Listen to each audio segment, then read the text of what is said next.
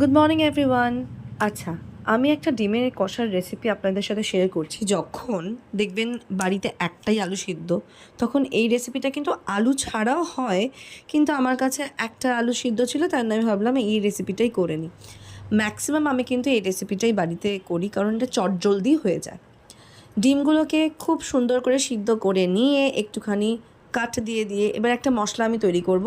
সেই মশলাটা হচ্ছে, আমি ম্যাজিক মশলাটা ম্যাক্সিমাম ইউজ করে থাকি। ম্যাজিক মশলাটা আপনারা ছাড়াও করতে পারেন। ম্যাজিক মশলা, তার সাথে ধনে গুঁড়ো, জিরে গুঁড়ো, লঙ্কার গুঁড়ো দিয়ে আমি একসাথে একটুখানি জল করে নিলাম।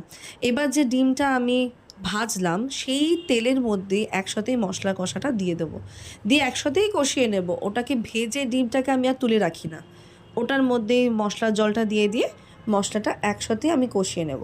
সামান্য একটু টমেটো সস দিয়েছি, আর একটাই আলু সিদ্ধ ছিল, ওটাকে একটুখানি স্ম্যাশ করে হাতে দিয়ে দিয়েছি। সামান্য জল দিয়ে এবার জাস্ট ফুটতে দেবো, হয়ে গেলে বেশ হয়ে গেল।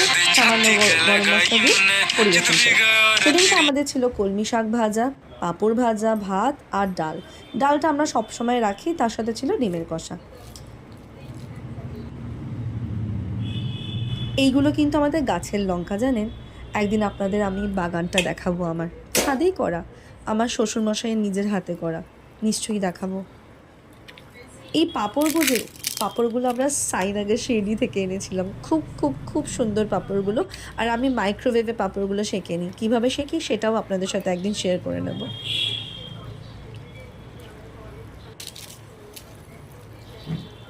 সত্যি কথা বলতে, যতক্ষণ না আপনারা এই ডিমের কারিটা রান্না করবেন, ততক্ষণ কিন্তু বুঝতে পারবেন না কীরকম খেতে হয়।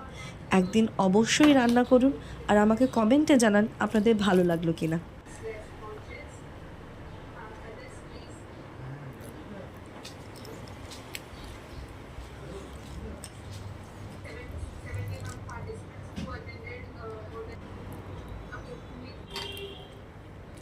এই যে আমার ছোট্ট সোনা, তুমি কি খাচ্ছ? ওকেও আমি আমাদের সাথে নিয়ে বসেই খাওয়াই।